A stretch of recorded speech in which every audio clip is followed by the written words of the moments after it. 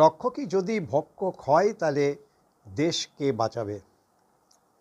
দেশের অতন্দ্র প্রহরী সীমান্ত রক্ষা বাহিনী, যাদেরকে আমরা বিএসএফ বলে ডাকি, এই বিএসএফের একজন প্রাক্তন কমান্ড্যান্ট তার বাড়ি থেকে 100 কোটি টাকা বাজেয়াপ্ত করেছে সিবিআই।